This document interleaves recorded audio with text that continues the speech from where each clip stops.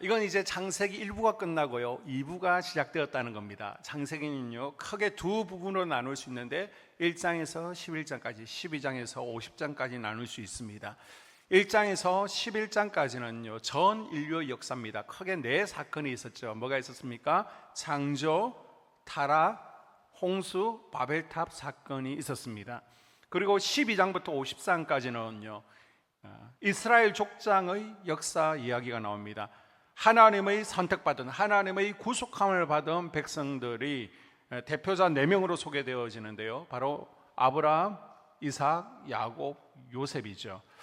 그래서 창세기를 이제는 창가족기라고 그럽니다. 믿음의 가족 얘기. 지금까지는 가인의 후손들, 하나님을 떠나고 예배하지 않던 라멕의 자녀들, 또 함의 가정, 니므롯, 이런 이야기였다면 이제부터는 하나님 품에 있는, 하나님을 떠나지 않았던 셈의 후손들, 그리고 가족들의 이야기가 나옵니다. 그 중에 첫 번째 인물이 바로 아브라함입니다. 자, 11장 31절에 보게 되면요 아브라함의 고향이 소개되고 있습니다. 아브라함의 고향이 어디예요?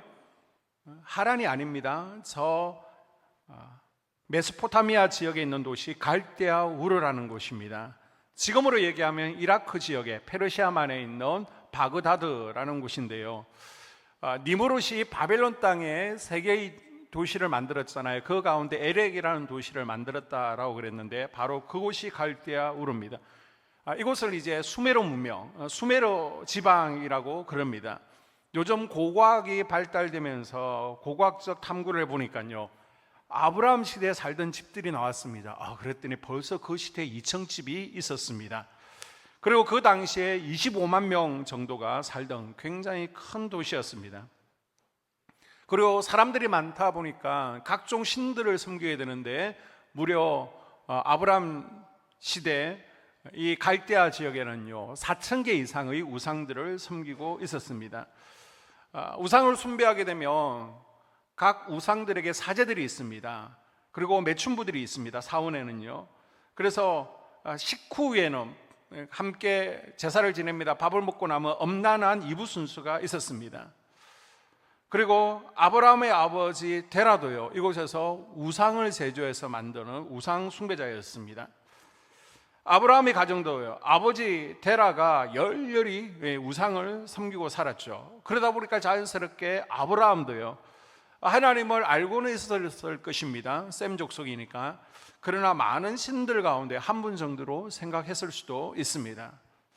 아브라함도요 이 우상의 문화 가운데 엄란 문화를 즐기는 것이 자연스러운 생활의 일부이고 또 정통 문화 가운데 하나로 다 그러는데 이렇게 사는 거 정상이 아니야? 그런 문화 가운데 성장했을 것입니다. 함은요 저주받고 하나님을 대적했죠. 자, 야베스의 후손들은 물질적인 축복을 받고 유럽으로 흩어집니다. 함의 후예들은 아프리카에서 이제 바그다드 지역으로 또 흩어지고요. 그리고 또 셈의 후손들은 아시아로 중동 지역으로 영적인 복을 받고 흩어지게 되는데 셈의 후예 가운데 하나님께서는 여자의 후손 예수 그리스도가 나실 것을 예언을 했습니다. 자, 셋의 후예이고 또 셈족인 아브라함의 가정, 데라의 가정도요 하나님을 잘 예배하고 살아야 되는데 지금 예배를 잃어버립니다. 하나님을 잃어버렸습니다. 아브라함의 가정이 잃어버렸다는 것은 셈족 전체가 하나님을 잃어버리고 예배를 잊어버렸다는 것입니다. 만약 아브라함이 이곳에 계속 머물고 있다면요 하나님께서 가장 싫어하시는 우상 숭배자로 전락할 수 있고요 또 결국은 불과 유황 심판을 받을 수밖에 없는 것입니다.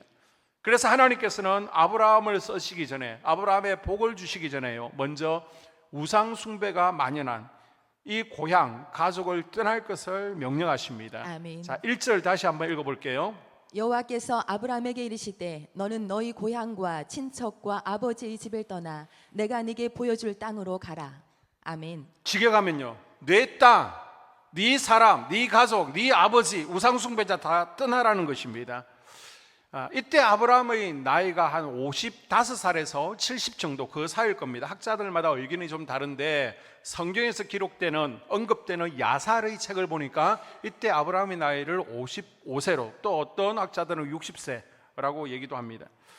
자, 아브라함에게 하나님께서 떠나라 그랬는데 떠나는 것은 현실적으로 쉽지 않습니다. 왜요? 아브라함이 살던 시대는 지연, 혈연 중심의 사회잖아요. 그래서 고향과 친척, 아버지 집을 떠나는 것은 굉장히 위험한 일입니다. 부족들끼리 똘똘 뭉쳐있기 때문에. 그리고 하나님의 은혜로 여자의 후손이 나실 이 셈족은 예언을 받았습니다. 그리고 하나님 중심으로 새 삶을 사는 것은 좋은 일입니다. 그런데 지금 당장 우상 숭배를 하고 있는 부모님과 연을 끊어야 되고 정들었던 사람들과 관계를 끊는 것은 굉장한 아픔이 따릅니다. 든든한 구원자였던 가족들, 함께 외로움을 나눴던 친척들, 그 안에서 평생 일구었던 삶의 터전을 두고 떠나는 것은요, 이거는 고민되는 일입니다. 또 하나님의 중심의 새 삶이 굉장히 낯설잖아요. 어색하잖아요. 그래서 옛 생활이 그리워서 때로는 부르심을 받는 것이 부담스러울 수도 있을 것입니다. 사람들은요, 누구나 익숙한 것을 좋아하죠. 그래서 뭔가 변화를 굉장히 싫어합니다. 왜요? 새로운 것은 늘 나에게 처음에 적응할 때까지 불편하거든요. 그래서 변화되는 걸 좋아하지 않습니다. 정통을 고수하게 됩니다. 지금 새로운 환경에서 새롭게 시작하는 것, 낯설고 두렵습니다. 그런데 하나님께서는 지금까지 누리고 있던 모든 것, 모든 사람, 모든 생활관을 다 떠나서 전혀 경험해 보지 못한 새로운 삶을 향해서 떠나라, 강을 건너라 라고 말씀하십니다.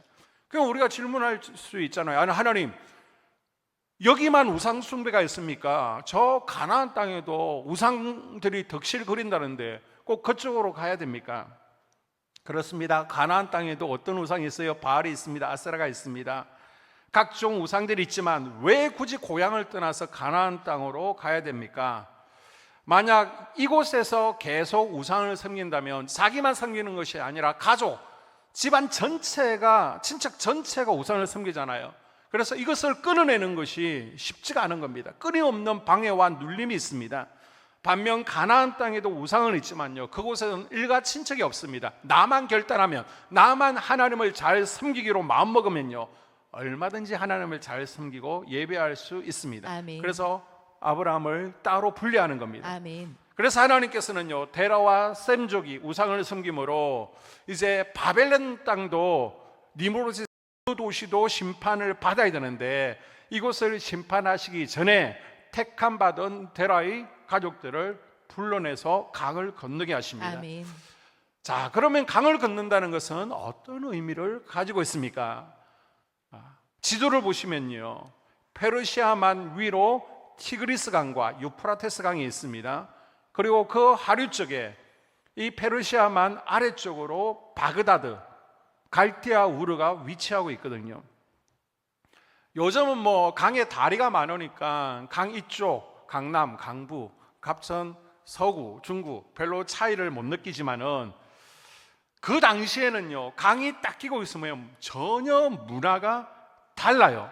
그래서 고대 사회에서 강을 건넌다는 것은 이제는 다른 세계로 들어가는 거거든요.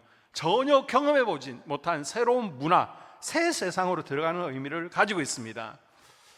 그래서 출애굽기를 보게 되면요, 바로의 종살이를 하던 출애굽 백성들이 홍해를 건넙니다. 애굽에 있는 게 아닙니다. 홍해를 건너고 나서 새로운 세계, 하나님의 나라로 들어가기 시작하거든요. 아멘. 광야 만나 세대도요, 요단강을 건너지 않을 수 있지만 일부러 요단강을 건너게 하심으로 새로운 세계 가나안 땅에 들어오게 하십니다. 아멘. 우리가 세상의 강을 건넜다는 것을 세례라는 형식을 통해서 지금 표현을 하고 있죠. 아멘. 그래서 우리가 세례를 받음으로 나는 세상의 강을 건넜습니다. 아멘. 이제 더 이상 저 애굽에서 바로의 종살이하며 살지 않겠습니다. 죄짓지 않겠습니다. 하나님의 거룩한 백성으로 살겠습니다. 이걸 세례를 통해서 모든 이들 앞에서 표현을 하잖아요. 하나님께서도 지금 아브라함에게 영적인 강을 건너라는 것입니다. 그래서 아브라함은요, 갈대아 우르를 떠나긴 떠나요. 자, 강을 건너서 가나안 땅이 저 서쪽 아래에 있습니다. 그러면 저 아래쪽으로 강을 건너서 내려와야 되잖아요. 그런데 가다 보니까 위쪽이 더 살기 좋네, 더 푸른 초장이 있네. 그래서 위로 올라가다가 정착한 곳이 어디라고요? 하란이라는 곳에 정착을 하게 됩니다. 육신의 강은 건넜지만은 이건 영적인 강을 건너지는 못한 겁니다.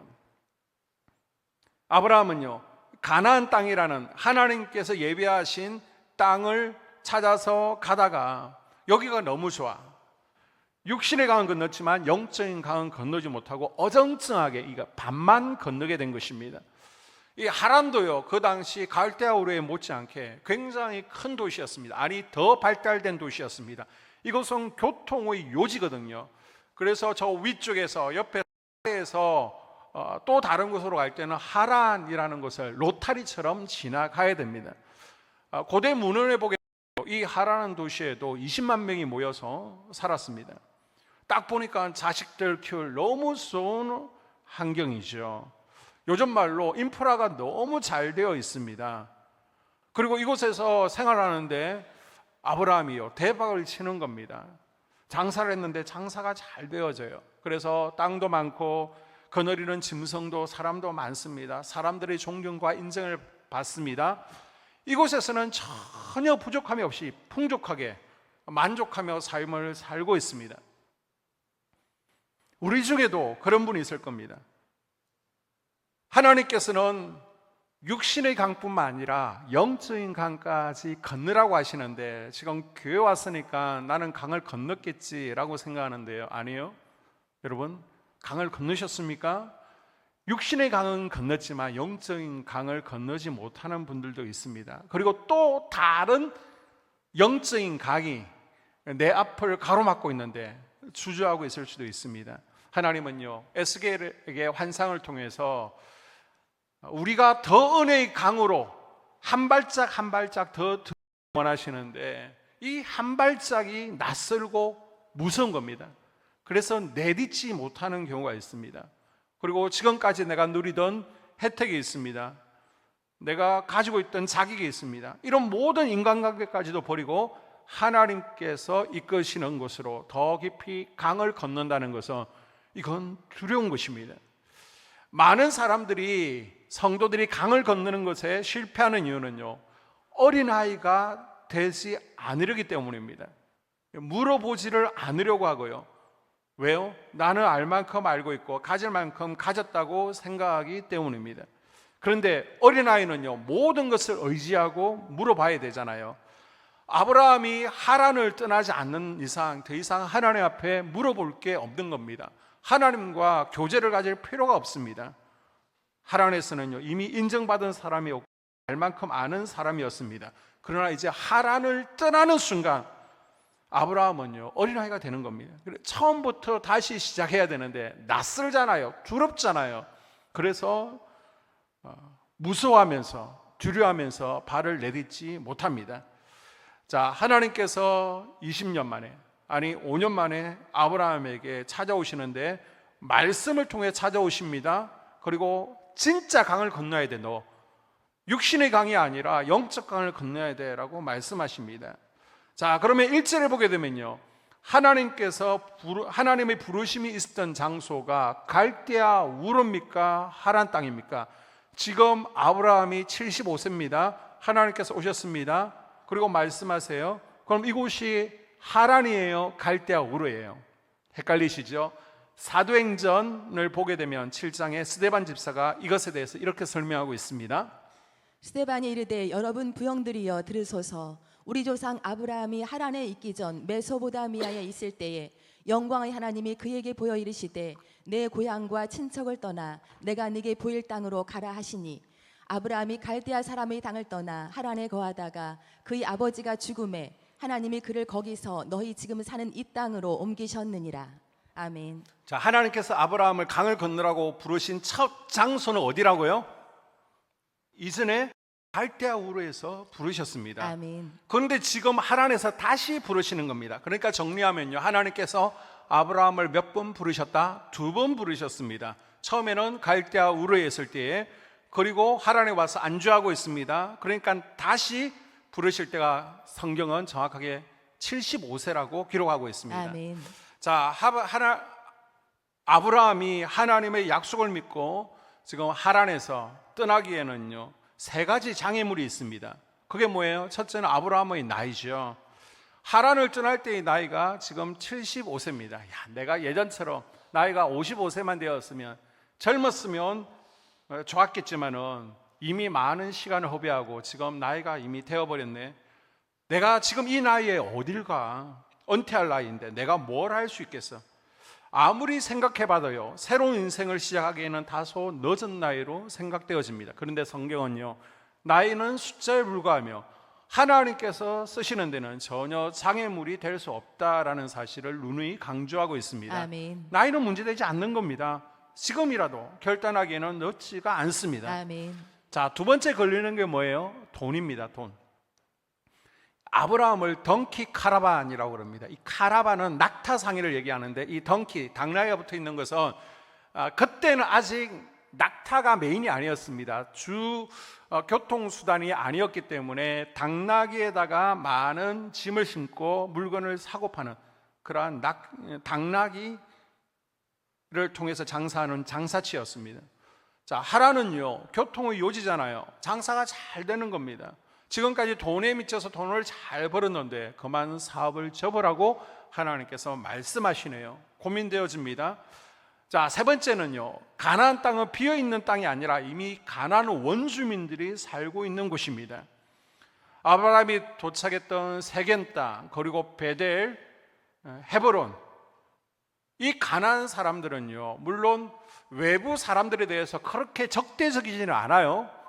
그러나 저 하란 사람들보다는 훨씬 포악하고요, 거칠고요, 또 거인들도 있습니다. 아브라함이 가나안 땅에 딱 들어갔을 때 환영, 아브라함, 이민을 축하합니다, 이런 플랜카드는 걸려있지를 않습니다. 지금도요, 이민이라고 하는 것은 굉장히 어렵죠. 이민 1세대들이 낯설고 두려운 저 미국으로 와서 얼마나 고생을 정착하는데 했습니까? 아브라함도 지금 같은 처지입니다. 만약 아브라함이 지금 하나님의 약속을 믿고 출발한다면 낯선 것에 대한 두려움, 재정착에 대한 수고들을 감수하고 각오해야 됩니다. 그래서 마음이 심란한 거예요. 자, 이러한 사항을 고려할 때 아브라함의 결단은요, 하나님에 대한 절대적인 신뢰, 믿음 없이는 불가능했을 겁니다. 자, 우리에게도요, 똑같은 고민이 있을 수 있습니다. 히브리서 1장 1절에 옛적의 선지자를 통하여 우리 조상들에게 말씀하신 하나님께서 우리에게 지금도 말씀하십니다. 아멘. 어떻게 말씀하십니까? 기도 많이 하시는 분들은 성령님의 감동과 내 생각과 성령의 음성을 구별할 수 있죠. 아니면 상황과 환경을 통해서, 또 교회를 통해서, 그리고 가장 보편적인 방법이요, 말씀을 통해 우리에게 찾아오시는 줄로 믿습니다. 아멘. 꿈이 아니에요, 말씀이에요. 아멘. 자, 하나님께서 우리에게 찾아오실 때 말씀 타고 찾아오시거든요. 아멘.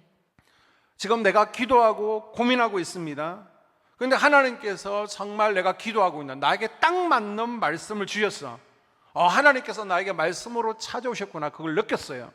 그런데 마음 가운데 또 갈등이 생깁니다. 왜? 내가 원하는 길과 하나님께서 원하시는 길이 다른 겁니다.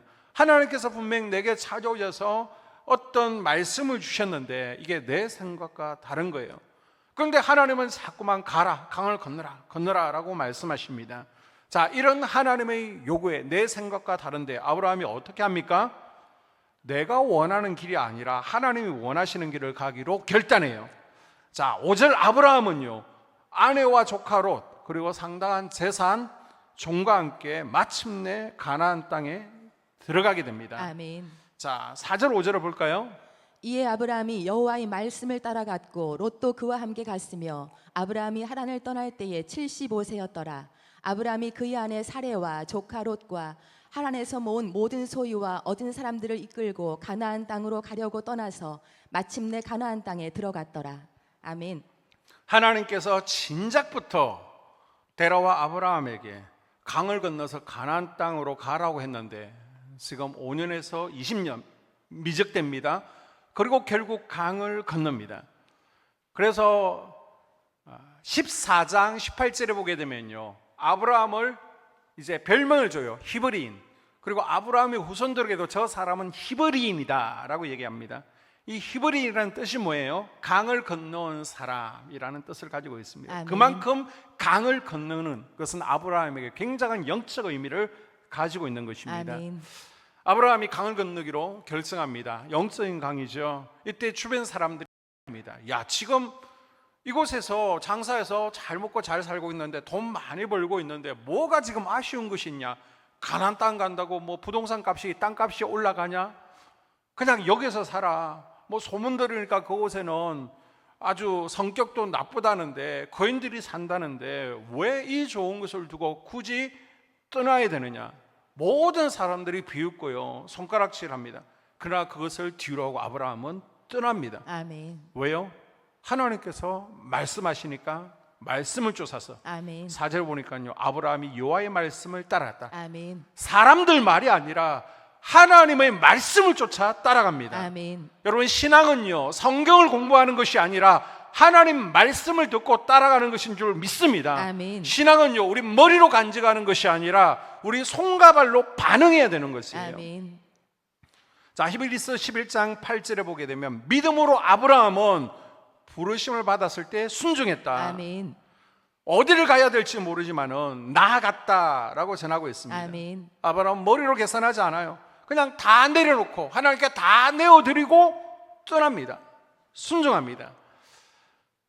하나님께서 이런 강을 건너는 아브라함에게요, 세 가지를 내려놓아라, 포기하라 라고 말씀하셨죠. 그게 뭐였습니까? 네 고향, 친척, 아버지, 이 세 개를 포기하면 내가 7개를 주겠다라고 약속을 하십니다. 자, 그게 뭔가 볼까요? 2절 이하. 내가 너로 큰 민족을 이루고 내게 복을 주어 내 이름을 창대하게 하리니 너는 복이 될지라.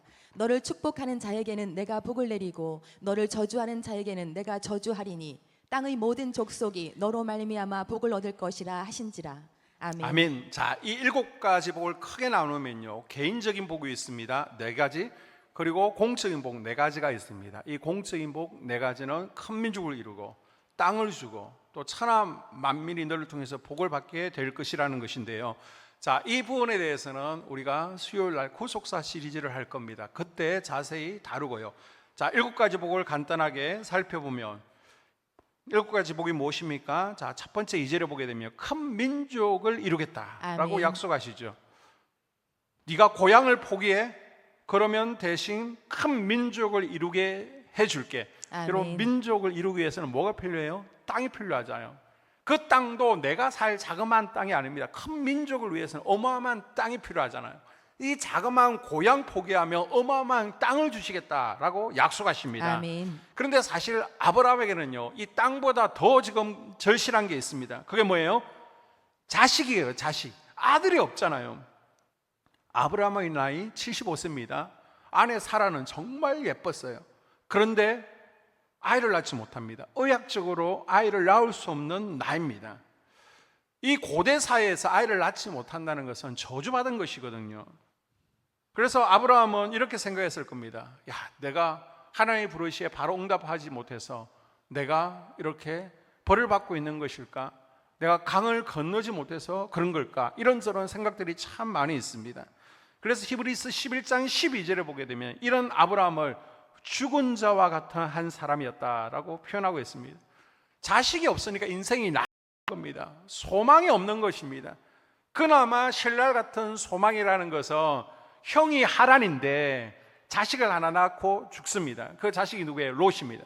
그래서 조카 롯을 끼고 뭐 아들 삼아 양아들 삼지, 그런 마음으로 죽은 자 같이 살고 있는 겁니다. 그런데 하나님께서는 이 자식이 없는 아브라함에게 오셨어요. 너로 하여금 큰 민족을 줄 것이고 자식들을 저 하늘의 별처럼 땅의 모래처럼 많이 줄 것이다. 하나님을 섬기는 예배하는 큰 민족을 이루시겠다. 지금 말도 안 되는 소리를 하고 있는 겁니다. 자식 한 명 없는데. 자, 두 번째 복은 뭡니까? 2절에 보니까 내게 복을 주겠다. 개인적인 복을 주겠다는 겁니다. 여기서 복은 원문이 바라크입니다. 이 바라크는요, 번성하다라는 의미를 가지고 있습니다.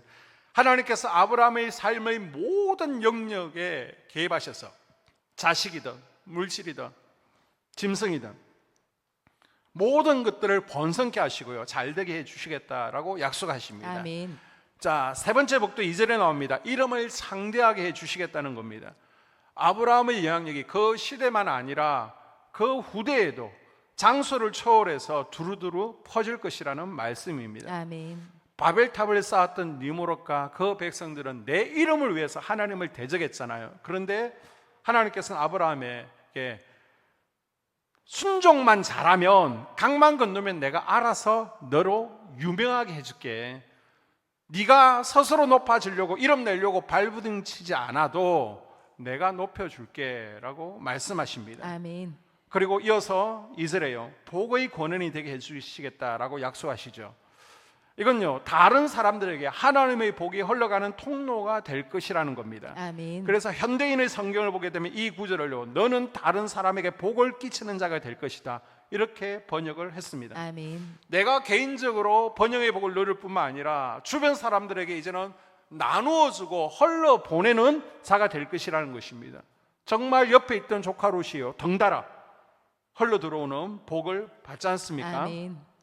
그리고 이어서 3절에 보게 되면요, 너를 축복하는 자 내가 축복해 줄게. 네가 축복하면 축복의 권세를 준다는 겁니다. 그리고 너를 저주하는 자가 있어 내가 저주하겠다. 자, 한글 성경에는 똑같이 저주가 두 번 나오지만은 원문을 보게 되면 앞에 저주는요 다른 뜻입니다. 카라, 이거는 너를 우습게 여긴다, 멸시한다 라는 뜻을 가지고 있습니다. 감히 하나님의 백성인 택함 받은 너를 멸시해 우습게 여겨?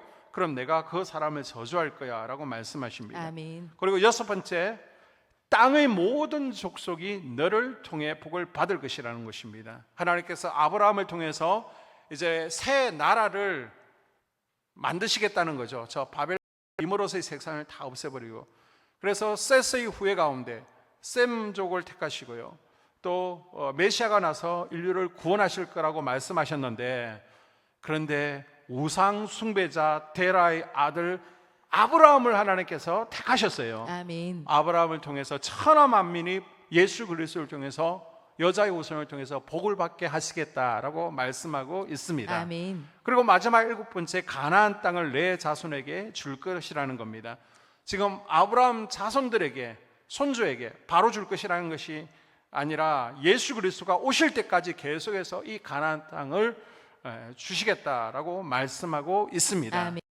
자, 그리고 5절에 보게 되면요, 이 말씀을 받고 마침내 가나안 땅에 들어갔더라. 아멘.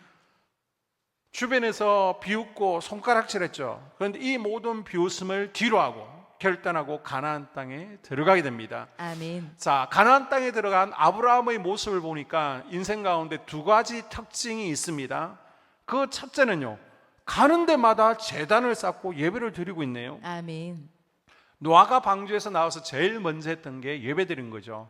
감사 예배를 드렸습니다. 아멘. 지금 아브라함도요, 저 하란에서 힘들게 가나안 땅에 왔습니다. 세겜에 도착했습니다. 장막 친 게 아니에요. 먼저 뭐예요? 예배 드렸습니다. 베델에 왔습니다. 장막 친 게 아닙니다. 예배 드립니다. 아멘. 헤브론에 왔어요. 가는 데마다 단을 쌓고요, 감사 예배를 드렸습니다. 아멘. 지금 그곳은요, 우상 숭배의 땅입니다. 이곳에서 다른 신을 섬기는 것은 쉽지가 않아요. 위험해요. 그런데 이것이 아브라함이 가지고 있던 삶의 특징이라는 아멘. 것입니다. 우리가 강조하는 것이 무엇입니까? 예배는 세상을 이기는 힘입니다. 아멘. 예배가 정말 중요해요. 아멘. 우리가 예배를 통해서 세상을 이기는 힘을 얻고요, 아멘. 죄를 이기는 힘을 얻게 되는 아멘. 것입니다. 말씀을 살아내는 힘을 얻게 되는 겁니다. 아멘. 우리가 예배를 통해서 성령을 공급받고 또 일주일 동안 세상 가운데 나 자신과 세상을 이기며 마귀를 이기며 살아가지 않습니까? 아멘. 우리가 언제 성령 받는다고요? 이 예배 시간에 말씀 타고 들어오시는 성령님을 공급받는 것입니다. 아멘. 다른 곳에서 공급받을 수 있는 게 아니에요, 성령님은. 아멘. 그래서 여러분, 그 어떤 것도 예배를 앞서면 안 됩니다. 아멘. 우리 인생에 가장 중요한 것은 예배가 되어야 됩니다. 아멘. 이게 아브라함이 보여준 신앙의 원칙입니다. 아멘. 두 번째요, 아브라함이 낯선 땅에 도착했습니다. 그러면 도착하자마자 세겜이라는 좋은 땅에 도착했으면 그곳에 정착하고 그곳에 살 것 같잖아요. 그런데 자꾸만 옮겨 다닙니다. 자, 왜 옮겨 다닐까요? 이전에는 덩키 카라반, 당나귀에다 짐 싣고 장사했지만은 이제 이곳에서는 유목을 하는 겁니다. 유목. 그러니까 중요한 것은요, 양들에게 좋은 풀이 있는 곳으로, 좋은 물이 있는 곳으로 옮겨 다닐 수밖에 없습니다. 여기 사람들이 나를 왕따시키고 배척해서 옮겨 다니는 것이 아니라 양들을 위해서, 좋은 꼴을 먹기 위해서 세겜에서 베델로, 베델에서 헤본으로 옮겨 다니고 있습니다. 그런데 우리가 생각할 때는 이렇게 많은 곳을 옮겨 다니다 보면 지금 낯선 땅이잖아요. 거인들이 살고 있잖아요. 굉장히 생명의 위협을 느꼈을 것 같은데, 그렇게 배척을 많이 받았을 것 같은데, 그 어디 구절에서도 아브라함이 괄시당했다, 쫓겨났다, 위협을 받았다라는 이야기가 없습니다. 아멘. 얼마나 두렵고 위축됩니까? 뭐 인간 사냥꾼이 있을 수도 있고요, 거인들이 있는데, 그런데 이 낯선 땅에 두려움을 가지고 살아갈 때에 그 어느 누구도요, 아브라함의 가족을 함부로 대하지 않았습니다. 아멘. 아무런 연고 없는 이 땅이지만은 어떻게 그렇게 안전하고 사람들로부터 무시당하지 않고 살 수 있었습니까? 그 누군가가 아브라함 뒤에서 든든한 백이 되었고요, 아멘. 아브라함을 지켜주었습니다. 아멘. 그분이 하나님이신 줄로 아멘. 믿습니다. 아멘. 하나님이 아브라함이 어디를 가든지 어떤 낯선 땅을 밟든지 하나님께서 그 등 뒤에서 아브라함을 호위합니다. 아멘. 마치 광야에서 이스라엘 백성들을 하나님께서 구름 기둥으로, 불 기둥으로 지켜주시고 함께 하셨던 것처럼 아멘. 아브라함이요, 하나님의 이끌림을 받고 여기를 갑니다, 저기를 갑니다, 좋은 목초지를 찾아다닙니다.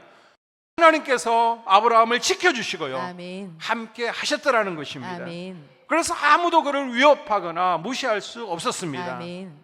물 가운데 지날지라도, 불 가운데 지날지라도, 사망의 엄침한 골짜기, 아니 사막 황야를 지나갈지라도 하나님께서 지켜주셨습니다. 아멘. 다음 주에는요, 아브라함이 어디까지 가요? 이집트 바로왕까지 나아가죠. 그 상황 가운데 하나님께서 또 아브라함을 어떻게 지켜주시는지 다음 주에 다룰 것입니다. 아멘. 오늘 말씀의 결론입니다. 하나님께서요, 현실을 쫓지 아니하고 말씀을 쫓아가는 삶이 되라, 아멘. 우리에게 요구하십니다. 이제 복의 통로가 되라는 것입니다. 내가 너를 쓰겠다, 네가 복의 통로가 되어서 여기저기 복을 나누는 존재가 되라라고 우리에게 강을 건널 것을 촉구하십니다. 아멘. 여러분, 주저하지 마세요. 두려워하지 마시고요, 믿고 건너시면 됩니다. 우리가 버리기로 결단하고요, 우리가 하나님께 내어놓기를 결단하면 하나님께서 기억하십니다. 그걸 오히려 채워주시는 겁니다. 아멘. 더 높여주실 거예요. 더 복의 통로가 되게 하실 것입니다. 아멘. 늘 지키시고 동행하실 것입니다. 아멘. 그것을 믿으시고 내 앞을 가로막고 있는 영적 강이 있다면 이제 건너가는 결단이 이 시간 있을 수 있기를 주의 이름으로 축복합니다. 아멘. 함께 이 시간 기도하기를 원합니다. 하나님, 내가